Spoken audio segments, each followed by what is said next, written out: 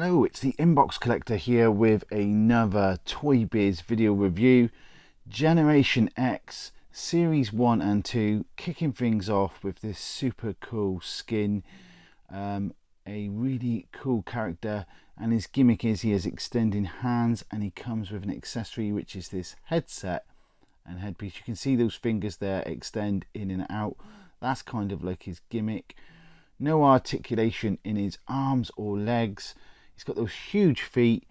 A really cool action figure. Now, I don't know an awful lot about this line of action figures other than it's based on the comic from the 90s, and they're sort of the next generation of X-Men. There is the write-up if you want to pause that, guys, and read that. Ideally, you need to be watching this channel on a big TV. That's how I normally watch YouTube. It'd be a bit difficult to see on your phone.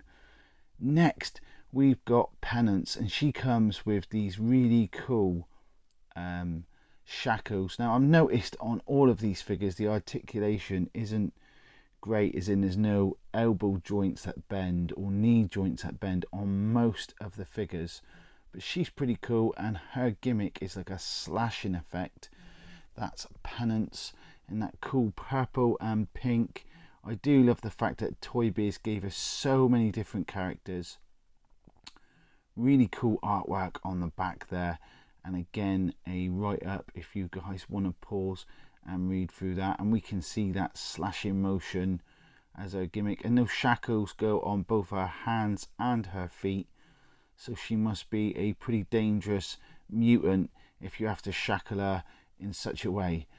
Next, we've got Chamber, and he's a really cool character, looks really cool and has a really interesting gimmick. There's the X stand that you get with each and every one of these Generation X figures. Now, he has like an orange beard, but it's like translucent, and I'll explain the reason why in just a moment. But here is Chamber, a really cool action figure. And basically, if we look on the back, it shows that if you pull a cord, he'll have like one of those sparkers in it, and sparks, that's his gimmick, which is really awesome. I'll come in closer so you can see that write-up as well, guys. If you want to pause and read any of these, by all means do. I haven't priced them today, and that is because I just haven't had time. But they go, certain ones can go from between 20 and 30 UK pounds, and then some can reach the 40s and 50s. It just depends on the character. Next, we've got this really cool Phalanx. Look at this, absolutely amazing. The sculpt on those heads is really cool, and he comes with a giant clip-on gun. Again, very limited articulation. All of these are similar. But yeah, Phalanx has an interesting gimmick as well, similar to Chamber, as in it's not sparking or anything like that, but those faces on his chest actually move, which is awesome. Here's the write-up, guys. I really need to get some Generation X comics and read up on these guys, because I don't know as much as I ought to, but this is a really cool figure, really awesome. Live captive heads, that is absolutely brilliant. A really good gimmick. Yeah, the market at the moment, the prices are sort of down because no one's got any money. Next, we've got MPlay. Yes, MPlay and DOA, which is the little mini guy you can see there. That's who he comes with, and he has a gimmick where you can basically stretch his arm, and this is a hard enough job trying to film them in box. This could do with a clean. I should probably take some of my own tips and clean up the plastic on this one, because it's a bit scuffed, and I could definitely do with giving it a good polish up. But there he is. There's MPlay in that purple. I'm assuming a villain, I would say. Pretty cool. I don't know a lot about MPlay, I've got to be honest. Yes, the market is down at the moment, people, although it's a good time to buy if you've got money, because people are selling their collections off. But because of the financial situation everyone's in, not everyone's got the money to buy, which is interesting times. But here's the write-up, guys, if you want to pause that and watch that. A great action figure with an extendable arm as his gimmick. to catch DOA, I guess. Next we've got Jubilee. Jubilee is absolutely awesome, and I've sort of saved her for last. She's got some rollerblades. This was the first Jubilee we got from Toybiz. She wasn't released in any of the other X-Men series before this one, and it's interesting because she's basically sort of got those arms in that fixed position, because her gimmick is she throws like a bit of plasma fire in action, which is not the power I remember Jubilee having. I always thought of the sparks and stuff, but I guess that's the closest they could get to doing anything like that at the time. Really cool artwork, and of course she's been made by Hasbro Legends since, and I mean, people weren't necessarily happy with that, but I don't think Toybiz got it spot on either, let's be honest.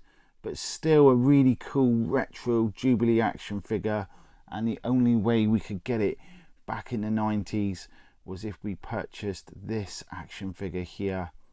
So that's pretty cool. That is the whole series of Series 1 Generation, but I have decided today just to continue and do the second series of Generation X as well. So moving on and starting with Morrow, we've got the second series of Generation X. So this was the second set, and we only got 5 in this set as opposed to 6. Now she is really cool and freaky looking. Again, no articulation in the elbows or knees or any of that. It's just in the shoulders. There's that cool X-Man, sort of Generation X stand, X-Man stand. Just going to check there's definitely no articulation in the knees. Nope. So yeah, interesting. Sort of basically you can only move her at the hips or at the shoulders. I'm guessing there would be a small amount of articulation in the head. Really cool artwork, and I think this one really looks like she's supposed to, in a sense, which is really good. And there you can see all those different bones that you can slot in her head and in her leg, and put one in her hand and one in her back. So that is really cool. It's a cool gimmick, and a really cool character. Definitely a really good variety of characters in these Generation X Toybiz figures. And I like the way the packaging of the X. Next we've got Banshee. Now they give him a really strange sort of accessory, which is the cerebral helmet, and I've seen Toybiz kind of do that before. It's got a really strange facial expression, and he's done in yellow and black as opposed to the original one. He may have some articulation in the knees, I can't really tell. Maybe you know if you ever had this one loose, but comparing him to the original looks kind of puny in comparison. The original that used to, I've done a video review on it before. They look miles apart. This is a much more jacked up Banshee as opposed to the very first Banshee that we got. So it's kind of cool, and it's definitely a different size of proportions and stuff. At least this Banshee from Generation X is kind of screaming, or got that sort of facial expression that he's screaming. So I just thought I'd use this one as a comparison since I've got it. Next we'll look at the back, and we'll see that he's got that cerebral helmet that sometimes when they don't know what to give an X-Man character, they'll just give him the cerebral helmet. I've sort of touched on this before with other figures. But yeah, there is Banshee. Let me know in the comments what you think about all these today, guys. Did you have any? Do you know a bit more about the characters? You probably definitely know more than I do. This next character is absolutely awesome. The Protector is really cool. Again, no articulation in knees or arms. I did sort of try to have a look, but it's definitely just straight arms. It's just in the shoulders and in the hips. But he comes with a really cool gimmick. I had to kind of lift it and look like I'm doing now, just to sort of see if behind where the name is there was any sort of articulation in the knees, but there isn't. It's just straight legs. But yeah, a absolutely awesome figure, and definitely my favourite of this second wave, because he just looks so cool. And he has like a hidden chest blast that is really cool. So I love all these Toybiz gimmicks from back in the day, and he has a hidden chest blast that he hides away, and then blasts out. That is pretty cool.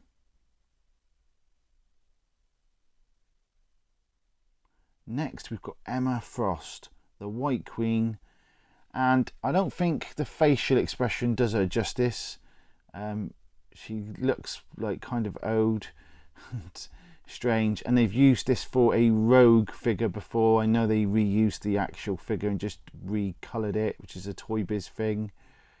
But there she is with her psychic spear. I like the X they've done on the neck, and I like the corset. That's kind of cool. But I don't really like the face sort of facial mode or whatever you want to call it, because it's just not great. Again, no articulation in the knees, so it's just in the shoulders and in the waist. But it's an Emma Frost, and it was one that we got back in the 90s, so I'm not complaining. Definitely doesn't look like the artwork on the back. And interestingly, if you look at the face of the sort of white graphic they've got there on the back showing her with her psychic spear, her hair's going down over her face, whereas in the figure it doesn't really do that. And I think it would have been better had it have done that. It would have been a softer look than what we get. We get this sort of hard, stern 40-year-old woman instead of a young Emma Frost, in my opinion anyway. Of course, there's the right up there, if you can see that, if you're looking at this on a big telly. Guys, by all means pause it. But yeah, see what I mean? She just looks older and doesn't look young. I mean, let me know what you think. Next, we've got Mondo. Mondo is absolutely a beast of a figure. It's got really cool textures all down his arms. Sort of like just a really cool looking character. I don't know a lot about Mondo. In fact, I don't know a lot about most of these characters, which, you know, if I'd have had more time, I would have spent some time researching. I have a few of the comics, but not many. I'm pointing out here just by videoing this that these are really hard to keep in an X sort of shape, you know, storing them wise. The corners tend to bend, and with a big figure like this, we have to be careful of the seams not coming off. We have to be careful how we handle it. Now in the bottom, and it's difficult for me to film through the plastic, but there's like a big grey hand and a big sort of brown hand, and they're part of Mondo's gimmick, because basically if we look on the back, you'll be able to clip them on, and that is the toy sort of gimmick. There's a cool bit of artwork there again. Just a really cool group of action figures, if you ask me. But there we are. There's those snap-on arms, and they basically call it armor, organic armor. So I'm guessing this character sort of grows. I haven't even had time to read the back of the cards today. I do apologise.